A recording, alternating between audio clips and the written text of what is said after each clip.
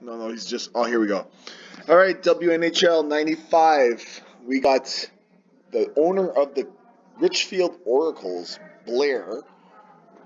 First question: what got you into NHL 95 over any other game that you've played? Took place in St. Paul, Minnesota. We came off from a night of drinking. We invaded my older brother's house. And there we tore open a door that led into a hallway that exposed a Sega Genesis. And they had an NHL 95 cartridge there. It was the year 2001. So we played that. And then we thought, well, hell, shit ass, man. We hooked this up to my brother's TV. We should make a tournament out of NHL 95. Even though it was 2001 or 2 or 3. I can't remember what year. So then we played tournaments ever since then. That's all we do. We just play tournaments. That's it. Okay. Yes. Who's your biggest rival in our league as of right now? Well, my big rival is Judd. Gaelic Gopher, if anyone's wondering. Gaelic Gopher. And then my second one is Nick Savo. And then my Segathon, if anyone's wondering who that is. So I got stories on all three of them. So what is your dirtiest, darkest story of NHL 95? So here's the deal. You guys ready to hear this shit? So this is the dark side of 95. I think it's going to get pretty dark. So one time, Gaelic Gopher, his name is Judd. We've been friends since grade school. So one time I drove up to his house after an intense Sega tournament. He just bought this house, and I had to drop something off. So anyways, I got in my car, and I heard something in the back of his yard. He's got a big yard, you see. So I'm like, oh, well, I got this t-shirt of Judd, so I got to return it to him. So then I went around like his garage, and I saw it. Judd was torturing a fellow 95 hockey player. So this kid's name, I peeked my head around the corner, like, what the fuck is going on here?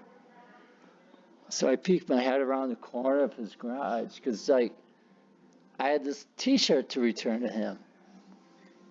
But then I realized it's this fucking kid who Judd's got strapped in a fucking chair. His name is Sturgy. He graduated actually a year ahead of us. But he looks like Judd. The problem was with this Sturgy kid is that he ate his own vomit out of a pitcher.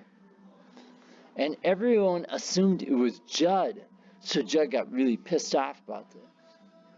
So then, I was returning the shirt to Judd, and I looked around, and there's Judd. He's got Sturgy in this fucking chair. And he's got a fucking Sega Genesis remote controller stuck up his fucking ass. And a Sega and a TV, had the Sega thing. And Judd's like, fuck you, Sturgy. Everyone thinks I look like you. That I fucking ate my vomit. And I was appalled by the situation. Oh, shit. Shh. I'm good. Shh, that's him. Don't tell him the story. But I'll tell you the rest of it here. So I was well, I'm making sure Judd's not, watching me. Judd's not there. All right, good. So I was watching. I didn't make a sound. So Judd was like, Sturgy, everyone thinks I look like you and I ate vomit. And he's really pissed off about it. And Sturgy's like, I didn't try, Judd. He's like, too bad. And so the Sega controller he stuck up his ass was and then also connected to a Sega Genesis on the TV. Every time he down B'd, he electrocuted him. So he down B'd, he's like, fuck you, Sturgy. And he fucking down beat his ass. And every time I saw it, it was like an electric volt during Sturgy. And all this time I was like thinking, man, that's not fair. Sturgy didn't do shit. But I didn't want to say anything. We're doing the dark side of 95. Yeah. It's the interview. It's Andy Holland. So it's like, man, you shouldn't be electrocuting him. But I didn't say it because I thought I'd be in trouble. So Judge like, you think people think I'm Sturgy? And he down beat his ass again. And then fucking Sturgy's head exploded like brains all over the fucking trees. All over the trees. So then that's where it's like, Judd laughed, fuck you, one-timer. And then that's when I'm like, all right, so fuck that, I'm out of here. So I just kind of threw the t-shirt on the ground. Nobody knows that. Now you guys do. So anyways, the second story here is about Nick Saville. Segathon, if anyone's wondering. Yeah, Segathon. So it's pretty well known that Segathon thinks he's actually living with his actual wife, but it's actually not. It's a clone of his actual wife. His actual wife is living with me, but that's been a well-known secret. I feel real bad about that because we've been living in Richfield forever. And when we talk about Richfield, I'm talking about the field of riches. Nick's wife and I, oh man, we've been on so many trips. But he like, that's the funny thing. It's like he thinks he's living with his wife, but it's not. It's like some fucking clone. What a fucking idiot. She's actually a robot. Yeah, she's fucking.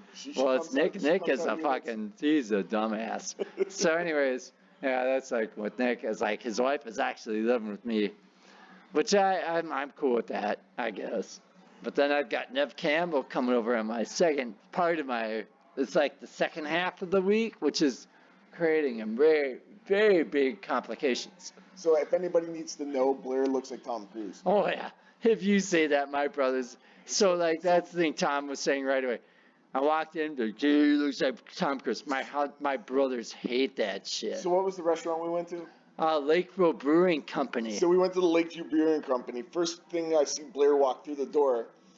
And I said, hey, he looks like Tom Cruise. Everyone's like, don't say that to him. I'm like, why not? They're like, he's going to go right to his head. He's going to have a story about Tom Cruise.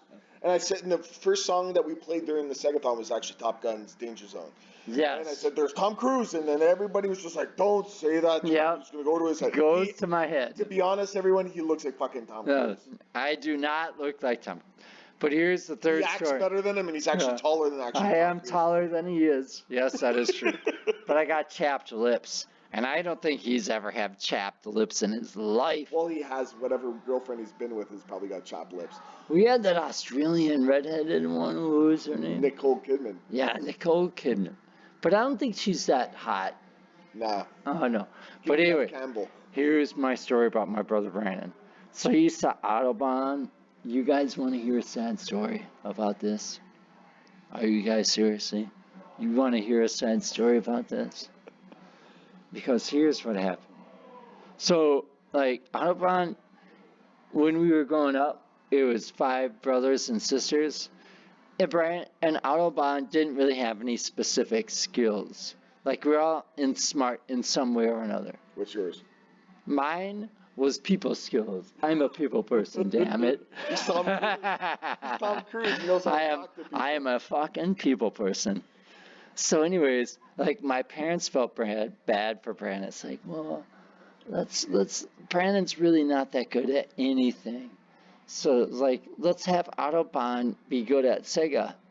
So my parents bought him a Sega when he was 13 years old. And it's like, hey, Autobahn, and they called him Autobahn because he was easy to run over. We just ran his ass over all the time. It's like Autobahn, hey Brandon, do this for me. Okay, Autobahn. That's why he's called Autobahn. It's not because of the movie. It's Autobahn. So anyways, it's like, hey Autobahn, why don't you play some 95? At least that you can be good at that because he sucked at everything. He sucked at sports. He sucked at life. So then Brandon played NHL 95. And so we were like, all right, well, at least Brandon's... So, like, us brothers and I, which you probably saw earlier in the UN uniforms, we're like, all right, at least Brandon's got something. something in life. So he's got Sega 95, which I feel really bad because like there are games where like you probably see him like last Friday when I whooped his ass, and it's like because my parents were like, well, let's let him play 95 because he couldn't play any sports because he sucked at everything, and then like so his 95 was all he played. And so then, like, I felt really bad last night when I beat him. And I let him beat me today, but he won't beat me for the championship. If he makes sense. So in my so here's the thing. So Judd had killed somebody who looked like him because he vomited in his own pitcher. And Judd got upset. Doesn't have a real wife. And Judd killed him on a one-timer. His head exploded. Nick's wife actually lives with me, and he has a second wife he doesn't know about. And then Brandon was raised on NHL 95 because that's the only thing he could do in life. I'm sorry if I talked. Would you have any questions? I can answer questions. You've answered pretty much them all. I am very apologetic that I talked through the whole thing. It's okay. That's what Dark Side of 95 is. Get your dark stories out. So, given with that Dark Side 95, that's Richfield's Oracle's owner, Blair. And this is Ultra Magnus. Enjoy your rest of your weekend.